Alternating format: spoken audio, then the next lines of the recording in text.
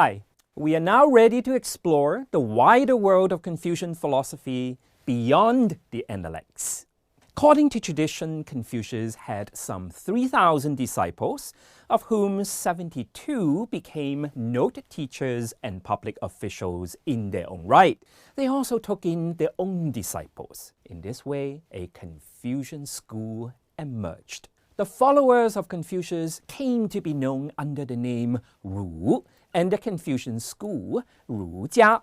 These labels have withstood the test of time, and they remain in use today.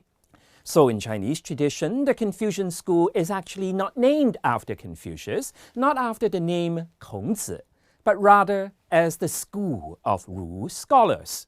The word Ru is already found in the Analects, where Confucius urged one of his disciples to be a gentleman type of Ru and not a petty person type of Ru.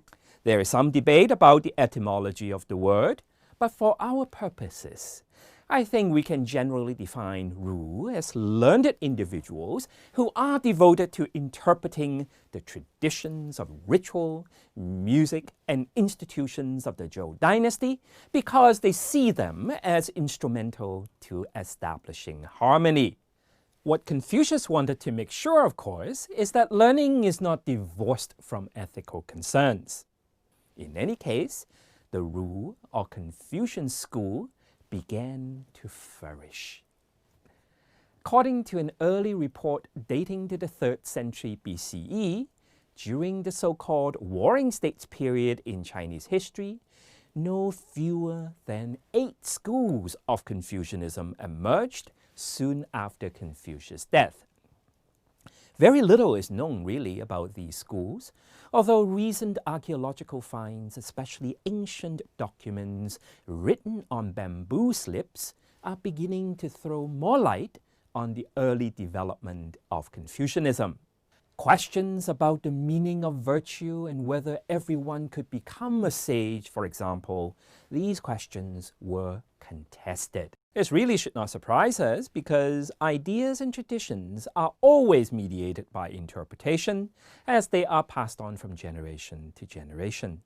The question, what did Confucius say? Or what did he mean by what he said? These questions were never straightforward.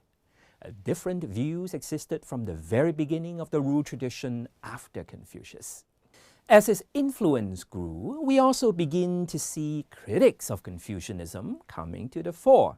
I will briefly introduce 3 rival teachings that disagreed sharply with the Confucian way. We do this because through their criticism we may gain a deeper understanding of Confucian philosophy.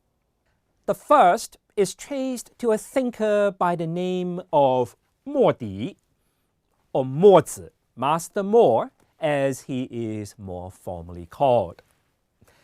Mozi flourished during the second half of the 5th century BCE, and he was active in the political life of the Warring States, and he attracted a substantial following. The school that is credited to him is called Daoism in English. There's some debate about his name, whether Mo was a real clan name, but we'll leave that aside. Mozi was well-versed in Confucianism, but he found it lacking and seriously flawed in some respects. He seems to have come from a commoner background, with also training as a master craftsman. In modern terms, I suppose one could say that he had engineering training and he is good with technology. One early report has it that Mozi was very skillful in designing defensive warfare. There's an interesting story to the effect that a certain state, which is called A, had invented a new type of ladder for attacking walled cities and castles and was planning to use it against another state, B. Now Mozi went to A and showed the king that he could render his new military hardware totally useless and in general counter any of his plans of attack. When the king threatened to kill him, he told him that some 300 of his followers were already in B setting up the necessary defenses. So in the end, the king was persuaded to give up his ambition of military conquest. Clearly, Mozi shared Confucius' concern that the world was not well at all, and that action must be taken to restore order and harmony. While he shared Confucius' concern, Mozi offered a very different solution. The teachings of Mozi are now preserved in a book that bears his name, most likely written by his followers. In its present form, about 1/5 of the book are devoted to military engineering for the defense of cities. There are also chapters on logic, methods of disputation, ethics, and science. It's interesting to note that the author or authors of the Mozi often make use of analogies or examples from commerce, money and prices, and carpentry to illustrate their arguments. For example, it supports setting prices by supply and demand. So the Mozi is not only important to the study of Chinese philosophy, but also sheds light on early Chinese economics and technology as well. I should add that unlike the conversation or dialogue style of the Analects, here we have discourses and argumentation, which of course is important to the development of the larger Chinese philosophical tradition. The Mohists are well known for their rejection of military aggression or offensive warfare. They are also well known for championing meritocracy in government, elevating individuals of worth to high office regardless of their background, which challenges the hereditary principle and the domination of the elite that was prevalent in early China. Against fatalism is another signature Mohist doctrine, which reflects their faith and commitment in building a better world. Above all, the Mohists are known for their doctrine of impartial care or impartial concern. That is, extending benefits equally to everyone, as opposed to favoring kinship ties and friendship, which according to this view reflects partiality based on particular relationships. This stands in contrast to the Confucian view that humaneness stems from familial ties and affection, which form the basis, the roots for any ethical extension to larger spheres of relational life. For Mozi and his followers, the real test for any doctrine or policy, any Tao or way that aims to restore order in the world, the test must be the concrete benefits it can bring to the whole of society. Meritocracy and impartial concern, for example, are sound doctrines because they are useful, because they create real value for the people. Similarly, fatalism and military aggression fail the test because they are clearly not profitable for the world. In this context, it is easy to understand why Mohist philosophy has been described as having a strong utilitarian focus. Frugality is another important Mohist doctrine.